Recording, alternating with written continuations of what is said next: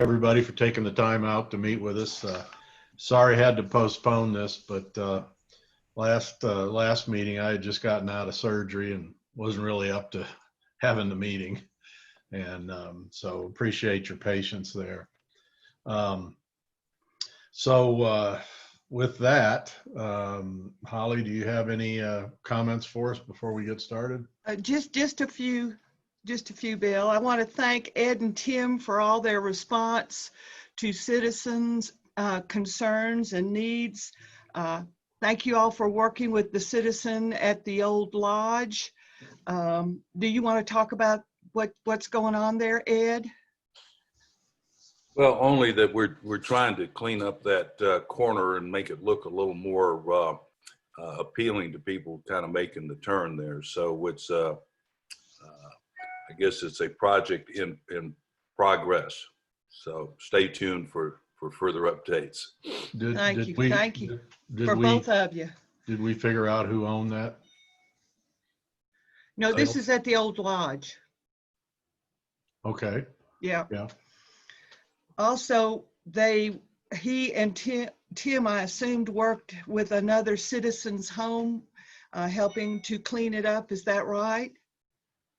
That's correct. I wasn't sure if that was the house we were talking about in our last work council session, but it certainly qualified. And I was not asked to volunteer. I was just told. Yeah. And it's because I have a truck. That was the explanation. And Yeah. I have a weed eater. Yeah. I have tools. Well, I'm so glad whoever told you to do it, and thank you, Tim. And I'm sure the citizen, whoever they are, will appreciate it. And do you all just wander around and look for places to clean up? No, whatever Mr. Ed tells me to do, I'm there. Thank you all very much. Mhm. All right, Bill, I'm through now. Okay. Hopefully everybody got a chance to read the July 7 minutes from our last meeting. And if there's any discussion, let's open it up. If there isn't, we just need a motion to accept. I so moved. Second. All right. All in favor? Aye. Aye. All right, done. All right. We got the next thing on the agenda is the property owner survey and the results that came back from that. I sent that to you all. Hopefully you had a chance to look at it. What I wanted to do was briefly go through that and just kind of highlight the top 3 or 4 responses that came back from that, which was not really too surprising. When we looked at important qualities for Sky Valley, the number 1 was natural beauty. No surprise there. The second most popular answer was safety. Third was quiet place to relax, and the 4th one was well-maintained streets. Those were the top 4, and there was a fairly significant break of about 33 points to the next group. So what's interesting there is, to me, it tells, that the vast majority of our citizens here really are aligned with, what's important here, and, real common ground there to rally around. And I believe that is absolutely what we all are focused on as well. And so that was a good confirmation. When we went to important infrastructure, clear ditches and roadsides was the number 1. Improve internet was second, along with improved cell service. Repair culverts, trim trees, and pave and stripe streets, and maintain new landscaping. Those were all fairly tightly grouped together, with clear ditches and roadsides having about a 20-point lead on all of that. So again, really kind of no real surprises there from what the top parts are, the top desired things. Where we got a little bit of a surprise was in the development question. And by far and away, the desired development was a commercial district. And going through some of the comments that were shared with us and some of the conversations that we've had since then with other citizens, really what people are talking about there is that they would love to see some sort of, coffee shop or sandwich shop, maybe a little general store, something, for conveniences really in the old lodge or right around it in that general area. So that was interesting. And then second most popular answer, which was, a good 70 points behind that, was some conservation areas or easements. So I think that ties right back to natural beauty and preserving, all the great things about the environment here. So that was interesting and, gives us some guidance. The connection to Sky Valley was, we had a total full-time residence response of 95. And I think we had 295 overall responses, which was 30, I think it was 32% response rate, which is very good for, something like this.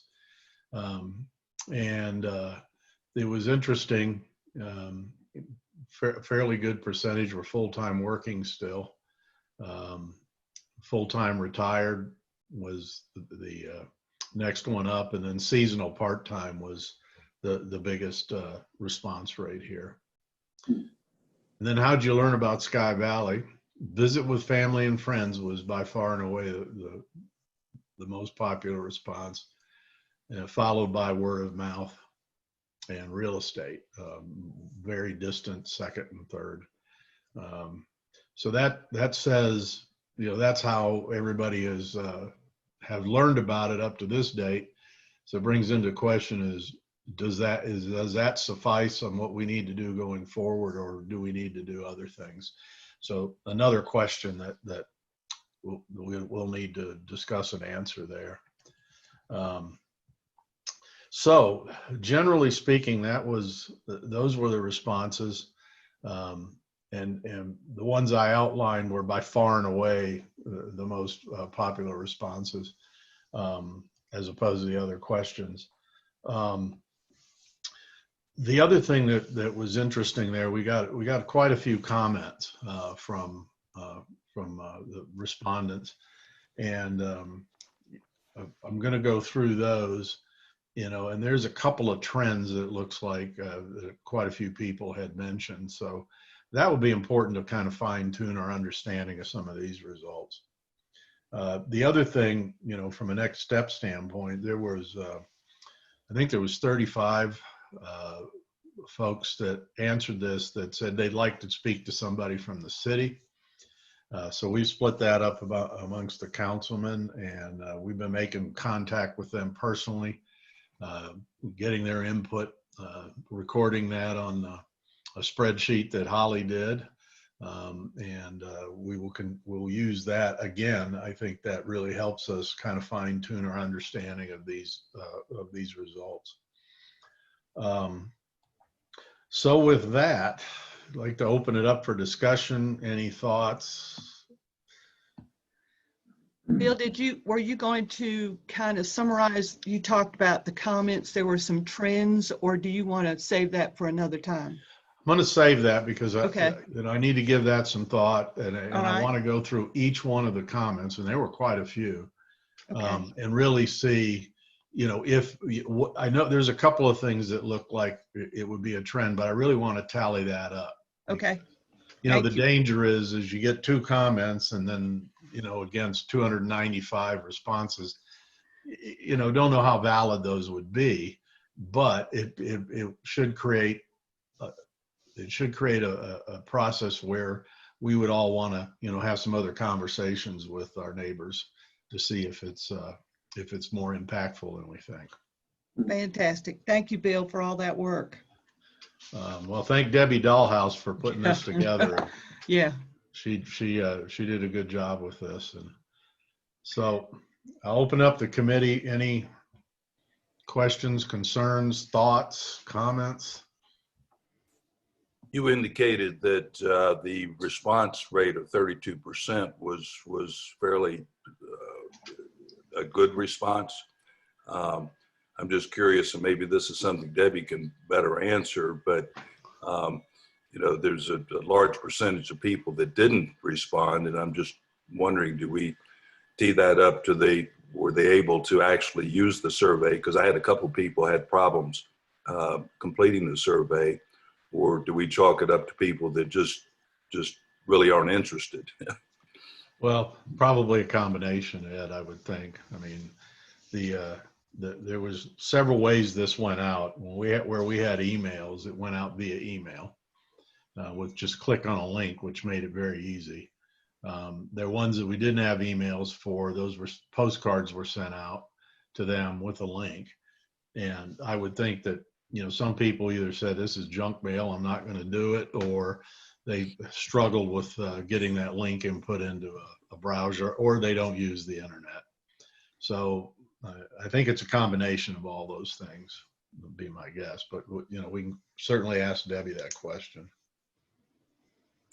And one other point I might make, and I'm sure we'll follow up on this after we all finish our personal phone calls with people who requested us to do that. But one of the calls that I made, I thought was very interesting, is the individual had no interest in playing pickleball or using the park or other places.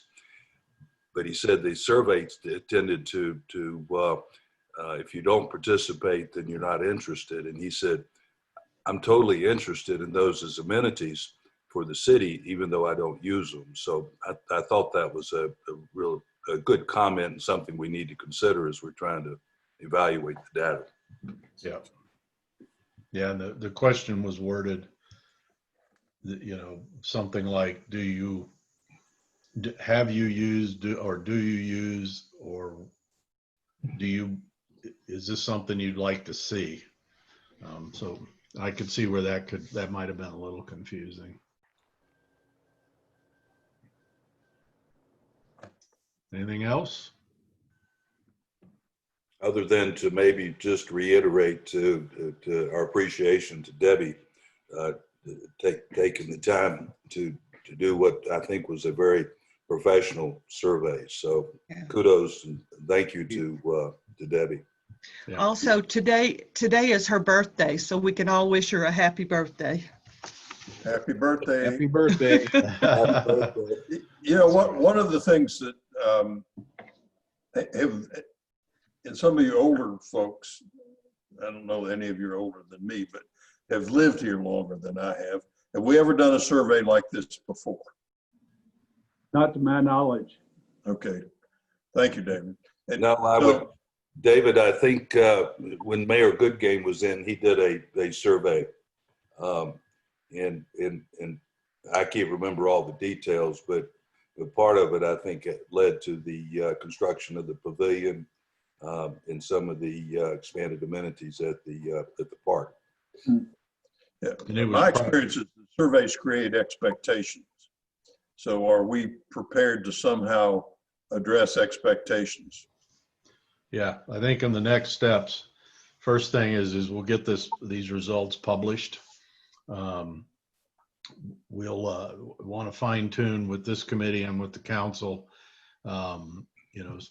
based on our conversations we're having with all of the citizens that wanted to talk to us, plus the comments that were already expressed in this, and kind of fine tune, what we believe is the things that we need to act on, or we're already acting on, and the actions that have been or are underway taken, and then put that together and publish that so that everybody understands, hey, we're addressing these concerns. Here's what's already been going on. Here's what we're planning on doing. Here's some things that came up that really probably aren't feasible, so they'll go on the back burner, et cetera. So I want to be very clear and publish clearly, you know, what we're seeing from this, what all of the comments and conversations are fine tuning for us, what actions are already underway or that we're going to take. So to me, I think that's one of the best practices is, you know, let's get it out there, make some commitments and or, you know, communicate what it is we're already doing. Bill, have you shared this with the Mayoral group yet, with Harrison? And No, I wanted to share with you first. I plan to send it to Harrison, you know, right after this.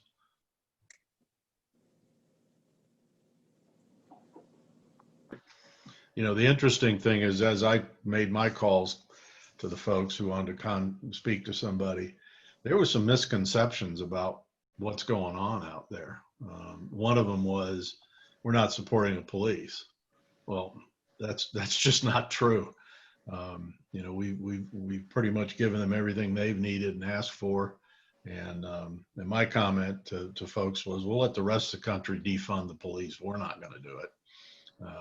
So there's some clarification that needs to be made along some of these items that showed up in the survey. I think that, you know, maybe the people just haven't seen the progress or know what's going on. So, you know, Holly, I think we need to really take that back to make sure that a lot of this stuff is getting, that information is getting disseminated. True.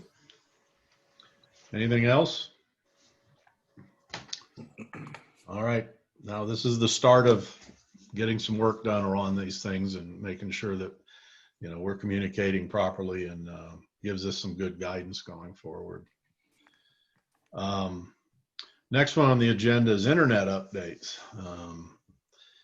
Tim, do we have any progress with the boys and Windstream? We have promised progress. I have heard from both of the senior people I'm dealing with at Windstream and True Vista. The Windstream guy, Bill Duff, who some of you all met, has committed to me. He says he has a plan for expansion of Windstream in Sky Valley, but he's waiting for approval to disseminate it from his senior people. And I had asked him last week when he told me this in an email, could he have something for me by today? And so far, nothing has happened. Along the same line, the True Vista people have said that they are looking at what they may be able to do, but I'm not sure that True Vista at the moment is ready to make any expansion because they have good coverage already here. So that's kind of where we are. You've seen signs out around said, you know, cheap internet, call this number.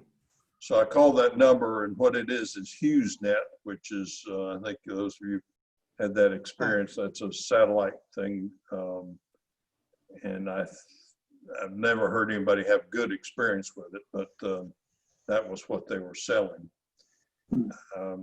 So, I mean, that's where I am, and I really need some direction. What is expected of me? I'm going to be able to, hopefully in the next 30 days, have a map, and we have to have a place where it's available, or however we disseminate it, that says, this is Windstream's coverage, and this is, we'll draw on it what you can, how many megs you can get in a certain distance from their switch.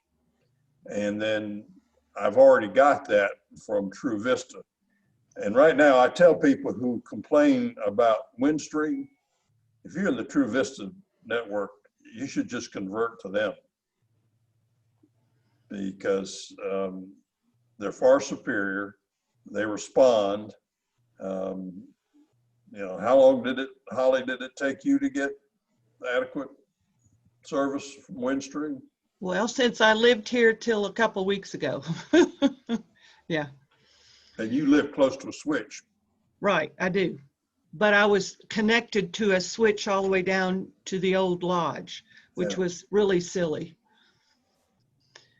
And I thank you for looking into that. Tim, after you get some emails confirming what these two companies think is in our future, possibly we could publish a report from you as well as the maps in the September Sky Valley Times to help the citizens know. And also, if you would be so kind as to make the report in our September regular council meeting, I think that would be great. Yeah, that's fine. I don't know whether, if it's electronic, what I'm trying to do is take these big maps that Ella sells and draw it out on that. And I don't know how we can project that online. We'll figure something out. We will. This is what I'm talking about. Yeah. Yeah, what we may have to do, and this is something that we may want to include with this, since we get that map from the original commission, they have a GIS department. They may be able to go in. If we have the maps from Windstream and True Vista, they may be, excuse me, they may be able to go in and update us a map that will show the coverage for us on that bigger map. That's really what we need. Even if it's too big to put online, we could maybe get them to, when they do it on the computer, do it in sections so we can actually have different sections, excuse me, online that we can show people where the actual coverage is at on the streets. I think that's what we probably need to do. Yeah. I've asked for some clarification from True Vista about their coverage on the southern part of the city, which would be Ridgepole South going up Alex Mountain, and have not gotten that. But everywhere else, I think it's pretty clear. When is our September regular council meeting? Is that the 22nd? That would be the 22nd. Yes, ma'am. Okay, so maybe we can have this report, Tim. I know you will make every effort to get it done by then. That would be Yes. great. But the other thing I've got is, are there other sources for internet? You know, we talked about some time ago, there was somebody coming into North Carolina to Right. Scaly and things like that. Right. Does anybody know? That's Little T is the name of that company that's doing that. And I think I have some information, or if not, I'll find out and get it to you, Tim. Okay. Does Okay, anybody else know let's- other sources? Let's talk, because I've corresponded with them Oh, okay. as well. And, you know, their number one goal is to get that whole Scaly Mountain area done. And it's a Macon County initiative.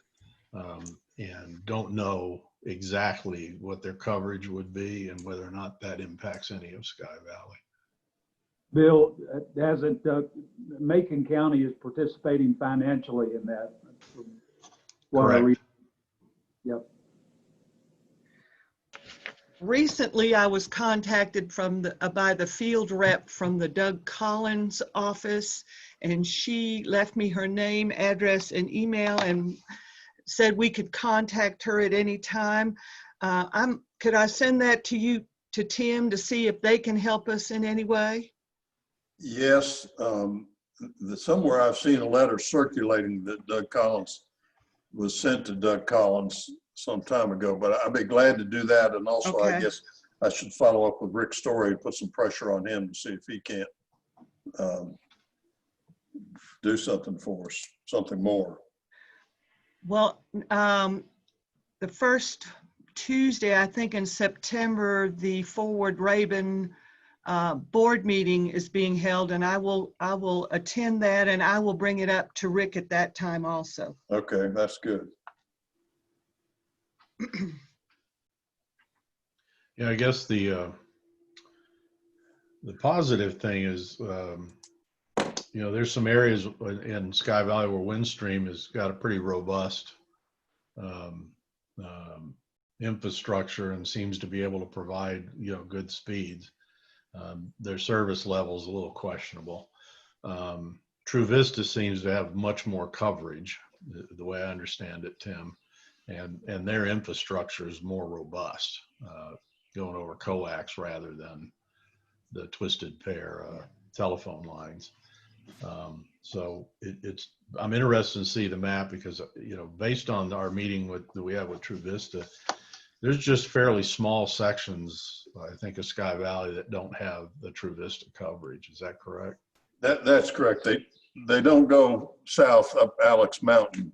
It stops about halfway up Knob Drive.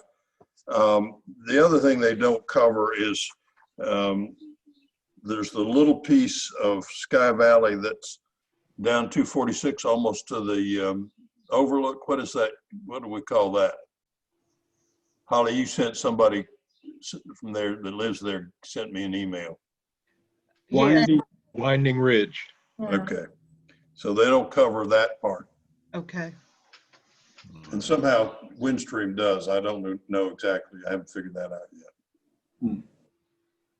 Bill, just, I would think we want to kind of stay neutral between the two existing carriers here in Sky Valley, just for the sake of competition is healthy. Yep. So, Yep, I agree. Tim, the name you used of the person at Windstream who's making the presentation, is there anything that we could do to help him justify that presentation?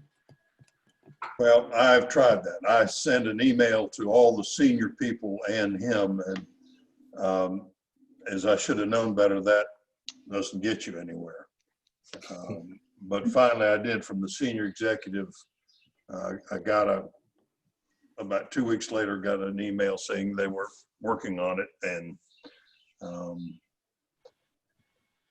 it's just the Windstream people are very slow to respond. There's plenty of them out there. There's 5 of them, but only one of them, and it's frustrating. All right. Look forward to seeing those maps. Any other comments from the committee? Thank you, Tim. Thank you, Tim. You're welcome. Appreciate it.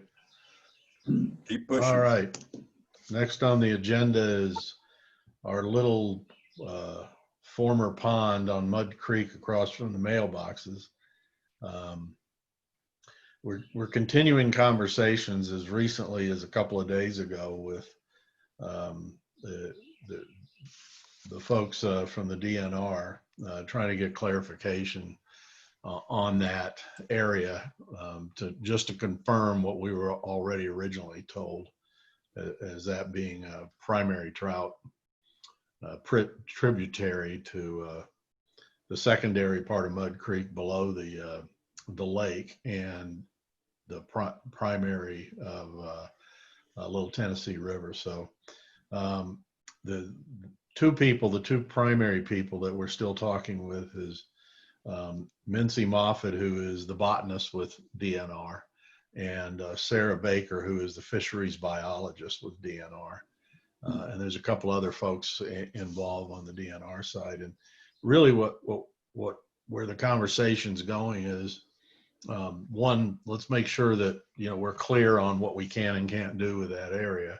Second thing is that little bog that's being created may be, an important natural formation that supports some mountain bog plants naturally, and the other one was bog turtles.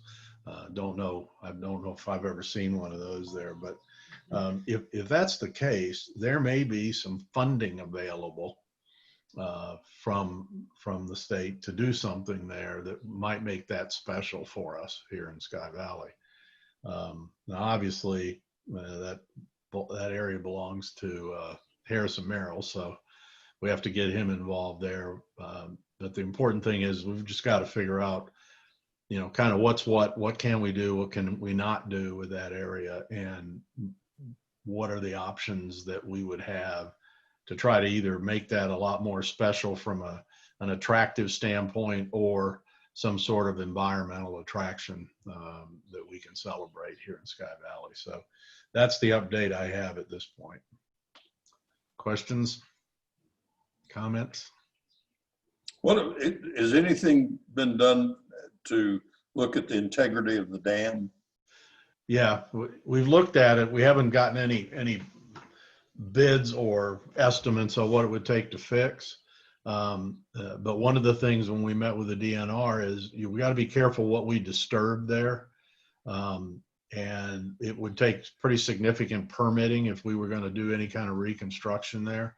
And again, I don't know that it would be something that we would want to spend our funds on. We want to try to convince Harrison to do that. So I'm waiting for them to get an answer back. We might be able to do some minor repairs there that wouldn't be that extensive.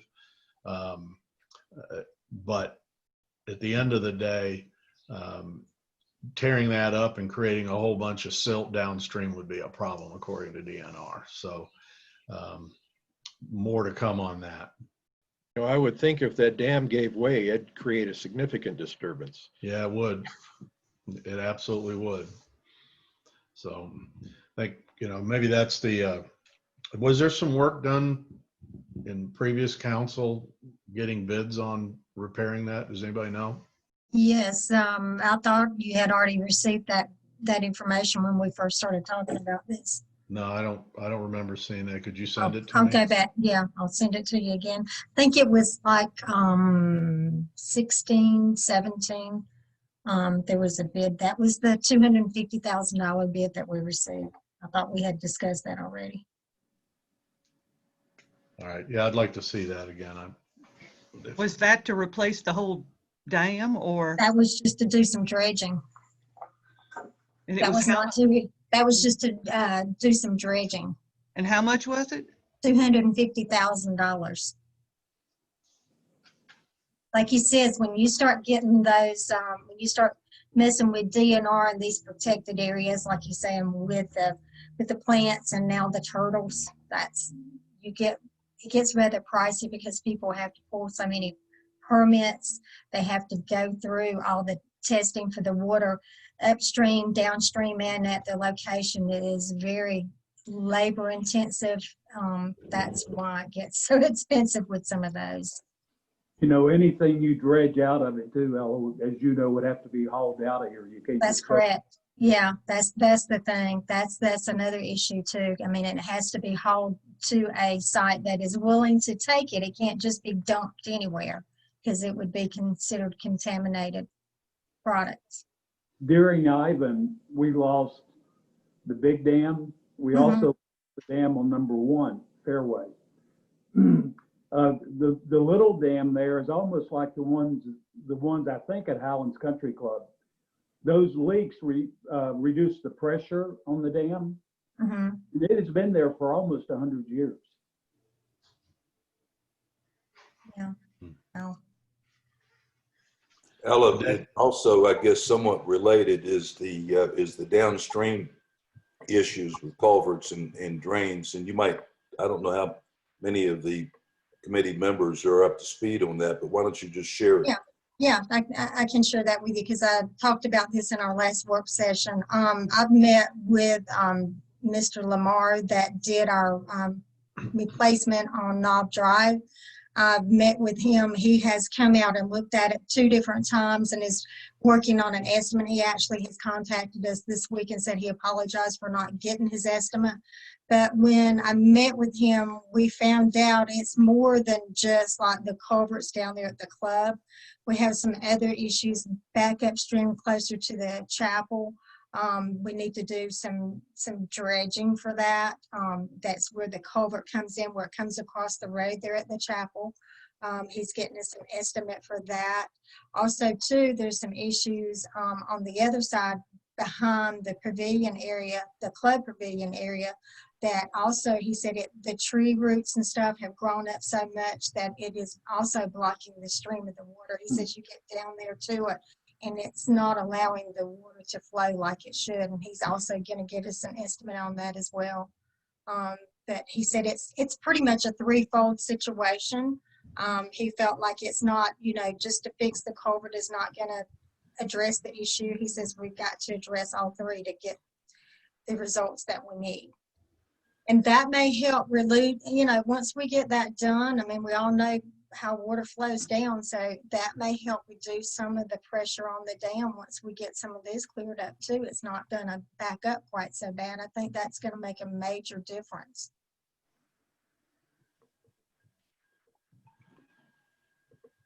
David, what dam did you say during Ivan got compromised? Which one? Well, the big lake, that dam was completely blown out during Ivan. Really? Yep. And also the lake on number 1, the dam came out and there was a gulch that was probably 30 feet deep that went from where the lake is on number 1 down toward number 2 green. But, you know, I don't know if a dam expert has ever looked at the old hydroelectric dam, which is the one we're talking about, to see, you know, if it is a secure dam. But, you know, back in '88, when they had the floods, and there, up where the recycling center is, that was a dam. There were 2 lakes there. And those were breached. And that's how we got the pavilion, where the pavilion is. That's all stuff that came from up in that area. And that was not part of the original design of that lake. So. But, you know, I think it would be worth having somebody look at that dam just to sort of verify the integrity or lack of integrity of it. But, you know, it's an old Georgia, not even Georgia Power, it was a landowner hydroelectric plant or dam. And like I say, it's been there since the early 1900s. And as part of a park, Bill, and you know, it could be, along with the environmental things you're talking about, a really nice feature if it were cleaned up and maintained. Yeah. All right. I've got an action item there to see if we can get an expert to look at that, give us an assessment. Anything else on that topic? All right. Building on 246. Ella, do we have any updates on getting other bids for the electrical cleanup? No, we already had 2 bids on that one. That was one y'all had told me we could go ahead and do, because I had 2 bids on that one. So I've made contact with those people to get that done. Okay, not so sure. that's in process. Yeah, that's in the process. It was like $1,600 for that one. So we're moving forward with that. Okay. And Holly, I think we've got an extension on one of the leases. Yes, yes. We had Doug Kidd draw up that paperwork, and as soon as the council votes on it in September, the rentee will sign it. Okay. And that goes through the end of December. Correct. Correct. Any interest from our other occupant to extend? She's talking about it. Okay. All right. She goes through the end of November, Bill. Okay. She mentioned to someone who mentioned it to me that she might want to extend it another month, but that's all I've heard. Okay. I followed up with Misha on the first draft of the plans after we met with him. Actually spoke with him yesterday.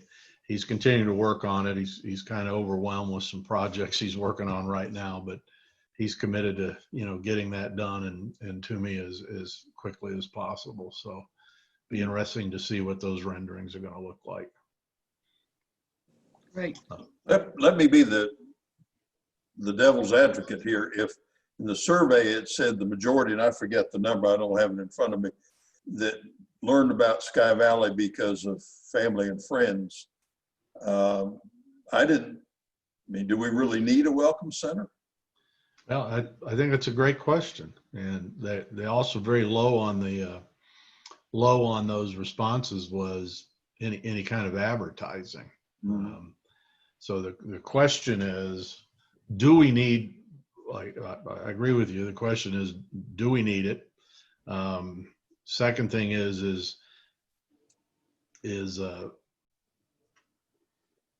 the age of the respondents, and I guess what is their framework? Is it, people heard about it, family and friends, but was that 10 years ago or 15 Yeah. years ago? Good point. Right. And so things have changed a little bit, and we're starting to see some turnover here. So I think that's a very valid question, Tim. And I think we're going to have quite a bit of discussion, especially with the marketing committee and all of us, is what do we think the right thing to do there is, for sure.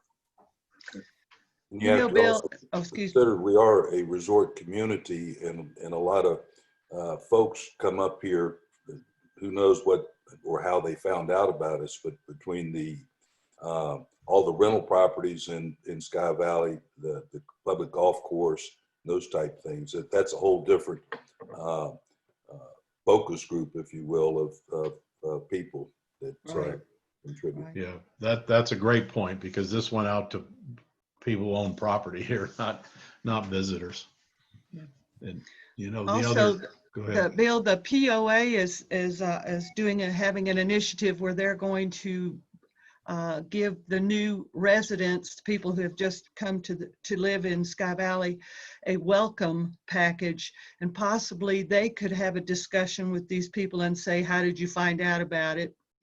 Kind of ask some of the questions that's on our survey to see if we get a different viewpoint. I think that's a great idea, and that would help fine tune this. Yeah.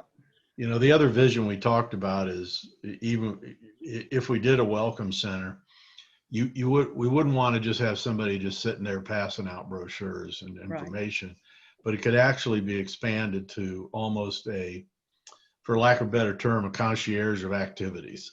So develop relationships with all the various activities and around Sky Valley, not just in Sky Valley. Yeah. And as these Call visitors, it a welcome and a visitor center. Right. yeah. Mm-hmm. So that, if somebody's up here and they want to go whitewater rafting or trout fishing, you send them right down to the visitor center and arrangements could be made. Right. I think that, to me, that's additive to whatever we would do there, because, we'd hate to have somebody just sitting there waiting for somebody to walk in the door and pass out a brochure. I think also your idea, Bill, of having that person, if we do that, involved in keeping our social media up to date. Also, possibly we could look into some packages with the surrounding businesses that we could offer. And I think there's a lot that person could do. Yeah, I would agree. And, so I guess more discussions needed there for sure. And I think that when is the POA going to start the welcome package thing? They're in the discussion phase. They have a committee that's been assigned, and soon. I guess the other question is, we've got a lot of VRBO rentals going on here, et cetera. I wonder if there's some way we could get that simple question asked, as part of their package. I'm not sure how that might work. I don't know. Guess we'd have to reach out to the owners. But it would be somehow, if we can capture some of that information, I think it'd be important. I think getting back to the issue of the way people have found Sky Valley, we should be cognizant of the fact that there's only been a couple of years out of the lifetime of Sky Valley where we have had a welcome center. True. So the opportunity to find out about us that way hasn't been there. Yeah. Good point. Good point. All right. Anything else on that issue? Any other recommendations? Any action items? On the Welcome Center, Bill, I think there's an opportunity to include other people, even in the expense of operating it, like George Powell, like the Outdoor Center. Right. Yeah. And he's already indicated he would, right? Right. We also talked about having place on our website for businesses, surrounding businesses, to talk about their businesses and, pay us a little fee for them to be on our website. We've discussed that also. In addition, Bill, did you want to talk about what, when the architect comes up with the plan, what he's designing for the rest of the building? Yeah, I mean, when all of us met down there, I mean, really looking to do more than just have a welcome center and an office there, and really kind of turn it into almost a community center. Part of it would be the welcome center. Probably 2/3 of it would be more of a community center where, various meetings could be held. You could even have some business services down there, like printing or a copy machine or, various stuff like that. It could be rented out for use. Really kind of a multifunctional part of the building that we can use. The city could use, residents could use if they needed to, etc. And also, there's some opportunities with some funding from USDA for a community center as well. Thanks, Bill. So that's going to be included in these initial drafts that we're going to see here shortly. Anything else? Anything else on that subject or anything else in general? Well, anything else in general? Yes. I don't know how many people have been down Mud Creek Trail lately, but it's a mess. And I don't know who's supposed to take care of it. In the past, Ed Morley and Associates have been pressed into service. And then I know some work was done by the city last year when we were having a little thing, part of the centennial celebration. But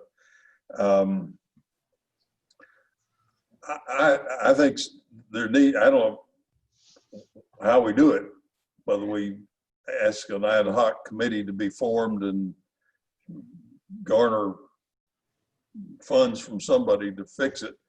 Ella, how has that been handled in the past? What has happened in the past, like for instance, like you was talking about with the centennial, unfortunately, that the way that drains, the guys went down there last year and spent about I think almost 3 weeks down there cleaning it up, putting out rock. And as you know, when it gets heavy rains off of that side where you first go in and you'll see that gully, it comes across that the path there, and it's really hard to keep up with that because of the way that water comes in from all 3 locations. It just like it funnels in and goes right down that trail there. That's what we've done in the past. I think recently, I know they had to replace some boards. Somebody backed into the little fence there, and the guys replaced that, and I think we're supposed, if it's not painted, they're going to try and get it painted once they repaired that. But as far as having time to maintain that it is very costly because of the hours we have to put in that to keep it up. I know the guys have done what they can, but due to the limited amount of employees that we have, that's one thing that we sort of push, on the backside because we don't have time to get it all done. And that's not one of the prevalent areas that people see. Okay. I just happened that when the guys were down there working to replace the post that got backed over, I engaged Jerry Shope to look at it. And he pointed out that you could, right when the parking area turns into that walkway that goes down, that if you could funnel the water to a ditch that exists, you could get it to bypass and go down, and hopefully not down Mud Creek Trail, but down into the creek across the picnic area. That would take some engineering and some design, but one of the things is, where do we get the money? And I just heard that the POA had $51,000. And I happen to know a member of the POA board, and I had that discussion with her, that if they're looking for somebody to help, maybe that's a place that they could do. There are more and more people, I think, now that we fixed up the overlook, that will park at the overlook and walk all the way up to the falls. And not having a clue that you could drive right to them if you went further up the road. But Yeah. It's Well, how interesting did- because hiking trails showed up on the survey as well. It wasn't on the top of the list, but it was in the middle of the pack there. So it makes Well, sense to try to maintain these things. Tim, how did your discussion go with that particular board member? she said she would have to talk to the rest of the committee. She Great. had no authority. So Holly, is this a special projects committee thing? I think that's where I was going. I think so. I will let Mr. Turner, he who is listening, did you hear? I hope you heard that, Bruce. He's shaking his head, yes, I'm sure somewhere. He can Maybe talk we to can Kim. approach this as a kind of a community effort with the combination of city's help and volunteers. And there's a number of volunteers out there. I know Mr. Poinkowski and his wife have done a lot in the past in terms of trying to help maintain that area. So let's see how many people are interested in volunteering, and maybe the volunteers can do the light work, and we can ask the city to help us on maybe some of the heavier things if we have to bring some rock or that sort of thing in. Ella, is the city still able to work on the Mud Creek Trail? We recently we've not been able to, just trying to keep all the ditches done and, you know, just trying to keep up with the grass cutting. I'm just asking about the legalities of it. Yeah, we can, I mean, we have a lease on that. We have Yeah. a lease on the, yeah, we do have a lease on that. One thing I will, you talked about people parking at the overlook and coming down that way. People need to be reminded that part of that is not our lease property, and that is private property. I've had some complaints about people that live out there. I had contact with a lady that actually lives on Covered Bridge Road about how people will come right up in her yard. And she has put up some little gates and stuff because people were crossing the little creek that runs on the side.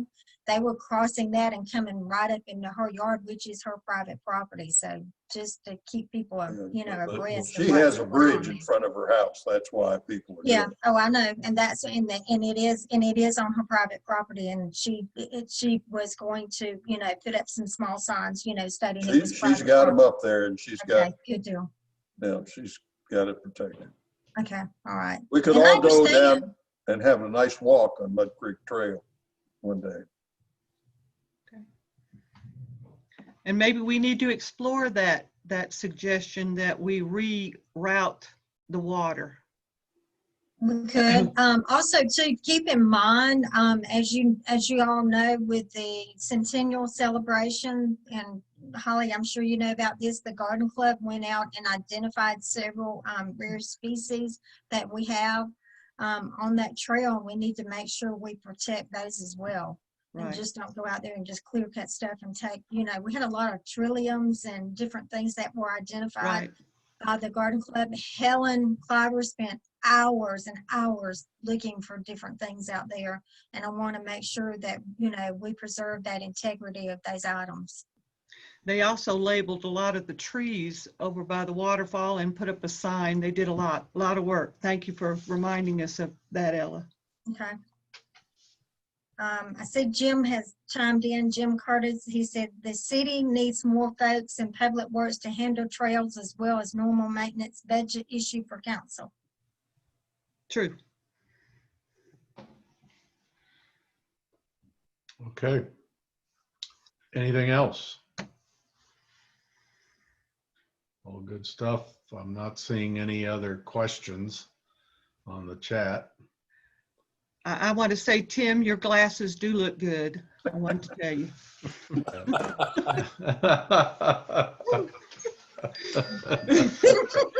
Now it's him. Tim, I just want to let you know that that was recorded and will be on YouTube. It will be. I'll get a shot. I'm going to get a still shot of that one now. Yeah. All right. If there's nothing else, let's see. say thank you for your participation and your work. And I've got 5 action items here, and we'll get those reflected in the minutes and see if we Do can we move want to some set stuff forward. another date, Bill? Yeah, I always forget to do that. Thank you, Holly. I know everybody's thrilled I said that, especially Dan. Well, let's see. I'm on board, Holly.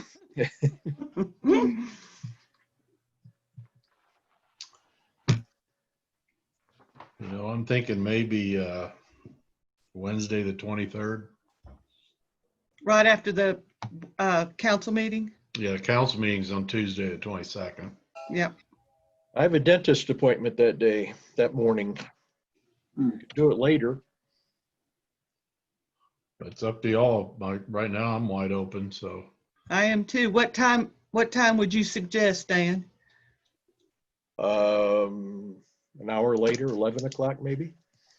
11 o'clock? Is that all right with everybody? I don't want to cut into anybody's golf now. This is September 23rd. Is that what we're Yeah. saying? Yeah. We have open enrollment at the city. Yeah, so that won't work for us. That is for the insurance. Is that just that day or that whole week? No, it's just that day, primarily that morning, You but want to move it to Thursday, the 24th? Well, why don't we try to do it on the same day? Just, I don't know about everyone else, but meetings at 10 o'clock in the morning pretty much eliminate me from doing other things. So if I'm going to do it, I'd like to have the meetings on the same day. You're talking about the 22nd, Ed? Well, if I was talking about, I guess currently now with the council meetings, the 23rd, I think Karen was saying they've got open enrollment that day. So I guess, does that also interfere with the council meeting? Well, the council the meeting's on the 22nd, Tuesday, the Council meeting is 22nd. on the 22nd? Yeah. Okay, I'm in the wrong month here, sorry. Do you need Tim's glasses, Ed? No, I just need to try to navigate through my calendar. Well, so your suggestion is let's have this meeting after the council meeting? Yes, but I think Karen pointed out that might be a problem for the city. No, that was the 23rd. Okay, so the 22nd's okay with everybody? What In the af- time? What time we talking? It'd have to be afternoon because council meeting's at 10. 1 o'clock? Works for me. Good with me. Everybody? Okay with me. So Tuesday, the 22nd at 1 o'clock? That okay with you, Ed? Yes, ma'am. How does that work for Ella and Karen? Yeah, it works fine for me. What about you, Karen? Yeah, that's fine. Okay. All right. I usually take a nap about 1:30, so. making sure. We'll keep the agenda short. Keep the snoring down, we'll be all right. Well, one thing I know that I won't have to be working for Ed Morley and Associates that day if he's Yes, tied you up will on not. something else. So. All right. Well, thank you all. I have a motion to adjourn. So So move. moved. Second. Second. Okay. Thank you all. Have a good day. Thank you, Okay. Bill. Thank you. All right, Peace. bye.